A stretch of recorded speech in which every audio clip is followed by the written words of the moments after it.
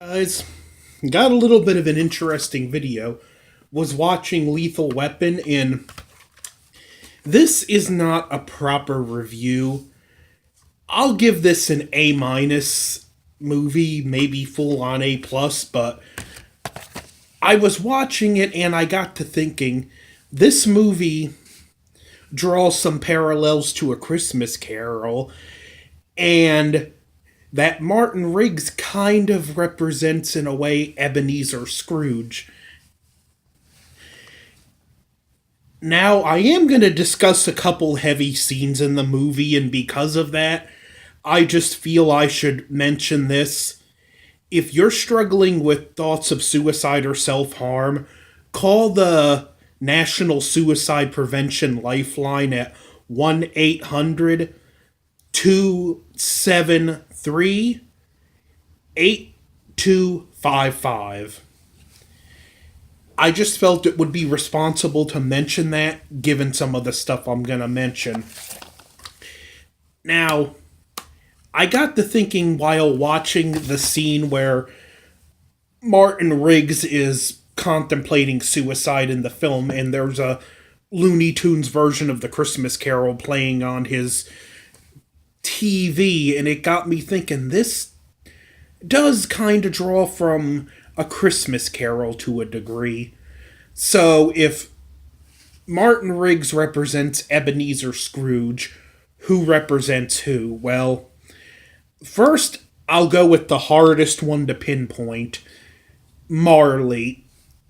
Who represents Marley in this film? Well, this is the biggest one because I don't have a clear cut one. To a degree, you can say the department psychiatrist. You can also say, to a lesser degree, his wife, although she's deceased, so she's not in the movie, but her presence is still there, and I more or less consider her the ghost of Christmas past. But like the book said in the beginning, Marley was dead. That's the first words. Or the girl that Amanda Hutsacker, who dies in the beginning of the movie, Marley is an inciting incident in A Christmas Carol, and Amanda Huntsacker's death is the inciting incident in the film. So I'll let you draw your conclusions there. Now, for the Ghost of Christmas Past, I have to go with his deceased wife, Victoria Riggs.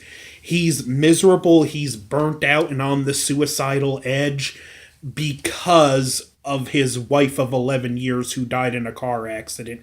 He can't let go of the past. He's miserable. He wants to die so he can be with her, so he takes unnecessary risks on the job. Like at a scene when there's a guy sniping at children, he just steps into the line of fire with his gun to shoot him because what have I got to lose? If I die, my suffering's over. If I kill him, I get to, if I shoot him and live, I get to save these kids.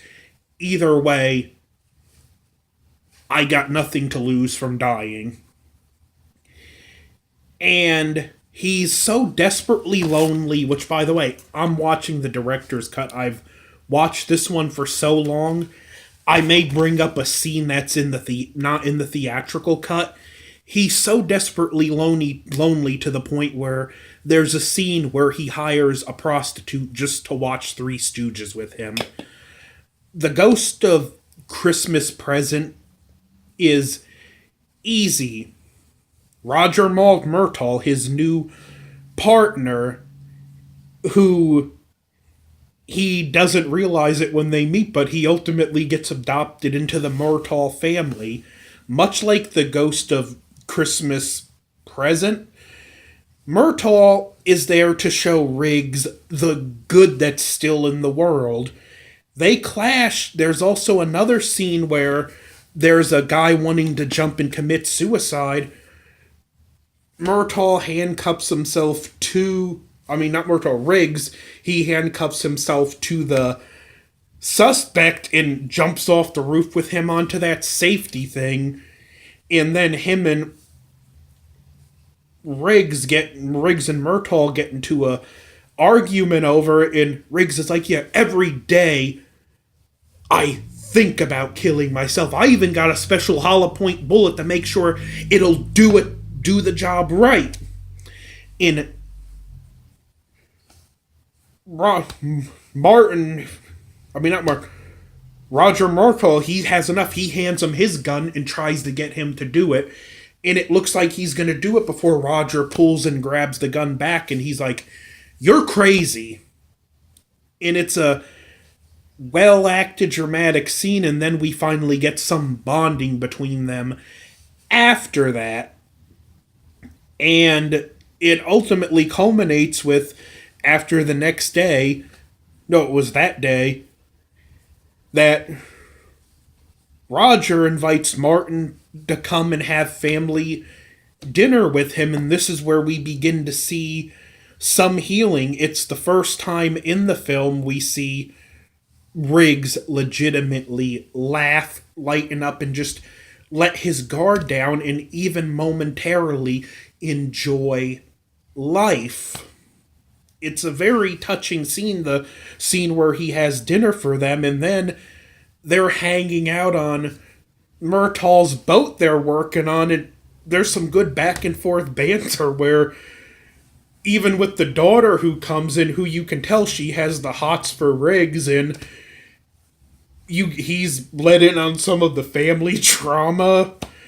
And also, a nice running joke that Murtaugh's wife can't cook.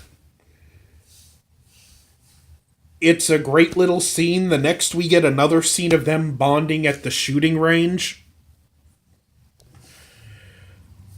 Which again, at the range, they're discussing business, but we see Riggs, he's beginning to lighten up, have fun, crack jokes. He even makes a joke about Murtaugh's wife's cooking, and Murtaugh's like, "Remarks like that will not get you invited to Christmas dinner."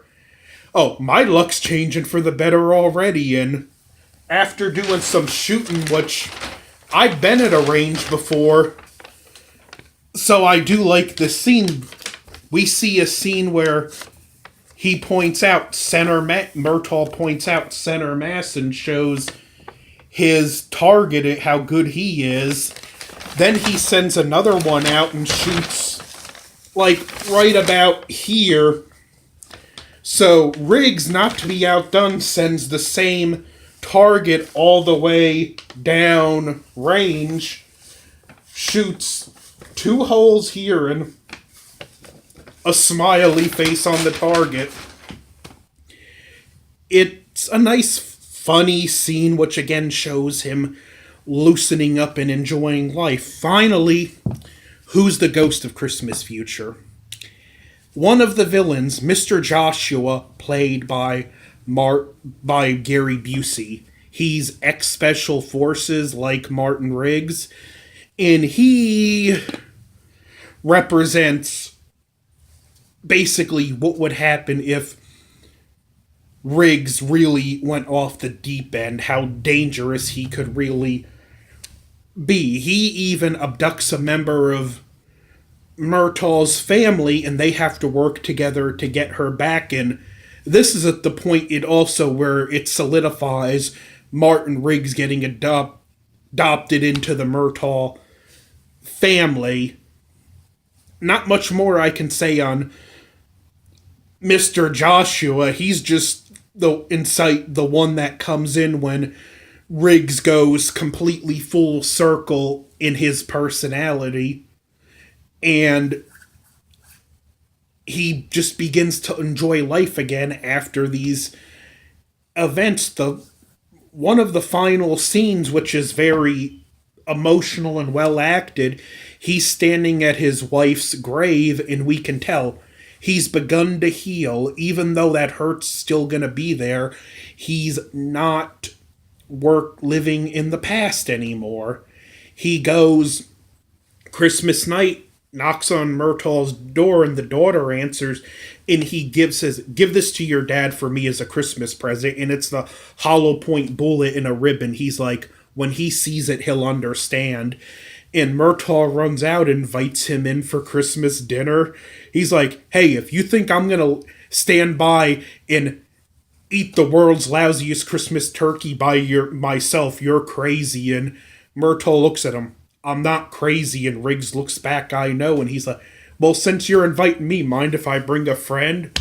And he's like, sure. Whistles, Riggs' dog comes out, and Murtaugh just goes, oh, I don't think Furbank the cat's gonna like this. Great name. If I get another cat, Furbank. And then we hear a bunch of yelling as the dog goes after the cat. Before it goes in, Rig goes, I got $11 on the mutt. And listening to the yelling, Murtaugh stops, fixes a Christmas light. I'm too old for this, and the movie ends. So I just kind of didn't want to review the movie proper, but talk about a kind of Ebenezer Scrooge-esque journey the character of Riggs goes on. So, what are your thoughts? Tell me down below. Don't forget to like, share, comment, subscribe, and Merry Christmas. Over and out.